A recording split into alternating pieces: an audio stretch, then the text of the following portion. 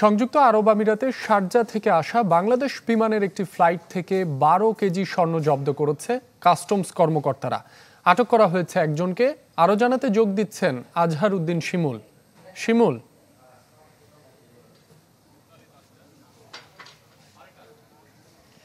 রাব্বি, আমরা এই মুহূর্তে আছি সিলেট উসমানী আন্তর্জাতিক বিমানবন্দরে। আমরা কিছুক্ষণ আগে খবর পেয়েছি যে সংযুক্ত আরব আমিরাতের শারজাহ থেকে বাংলাদেশ বিমানের BG252 একটি ফ্লাইটে কিন্তু একটি স্বর্ণের চালান আসছে এবং একজনকে আটক করা হয়েছে। আমরা এখানে এসে যতটুকু জানতে পেরেছি, NSA-এর তথ্যের ভিত্তিতে, অর্থাৎ তারা গোপন সংবাদের ভিত্তিতে জানতে পেরেছেন যে এখানে কিছু স্বর্ণের চোরাচালান আসতে পারে। সেই সংবাদের ভিত্তিতে কিন্তু কাস্টম গোয়েন্দাদের সহযোগিতা কিন্তু 105 পিস স্বর্ণের বার এখন পর্যন্ত উদ্ধার করা হয়েছে এবং এখানকার যারা কর্মকর্তারা রয়েছেন তারা আমাদেরকে জানিয়েছেন যে 12 কেজি স্বর্ণ এখানে আনুমানিক হবে এবং তার সাথে আরও যেসব ব্যাগ রয়েছে সেগুলো আসলে তারা কর্মকর্তারা পরীক্ষা করছেন, যাচাই বাছাই করছেন তারা পান কিনা। আমরা কিছুক্ষণ আগেও দেখেছি যে একজনকে আটক করা হয়েছে, যিনি দীর্ঘদিন ধরেই স্বর্ণের চোরাচালানের সাথে যুক্ত বলে আমরা জানতে পেরেছি এবং তার নাম হচ্ছে হুসাইন আহমদ।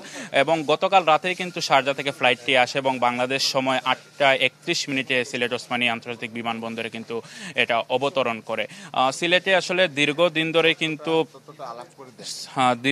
ধরে কিন্তু স্বর্ণের ডিজাইন, এলিগেন্স, বিউটি, সেরা পণ্য সবার জন্য জেভিকো চোরাচালান চলছে এবং এখানকার যারা কর্মকর্তা রয়েছেন, গোয়েন্দা বিভাগের কর্মকর্তা, শুল্ক, কাস্টম, সবার আসলে সার্বিক সহযোগিতায় কিন্তু তারা আসলে ধরতে পেরেছেন এবং সিভিল এভিয়েশনের যারা সিকিউরিটিরা রয়েছেন সব মিলিয়ে আসলে এখানে সম্মিলিতভাবে যারা কর্মকর্তারা রয়েছেন তারা কাজ করছেন এবং তারাও চেষ্টা করছেন যে অবৈধভাবে যেসব আসলে স্বর্ণ শুল্ক ছাড়া দেশে আসে তারা আসলে। আমরা এই মুহূর্তে একটু কথা বলবো। এখানকার কর্মকর্তারা আমাদেরকে জানিয়েছেন যে কিছুক্ষণ পরে তারা সংবাদ সম্মেলনের মাধ্যমে তারা জানিয়ে দিবেন সর্বশেষ তথ্য। তো আমার কাছে এই ছিল এখানকার সবশেষ পরিস্থিতি। শিমুল, আপনাকে ধন্যবাদ। সিলেট থেকে যোগ দিয়েছিলেন আজহার উদ্দিন শিমুল।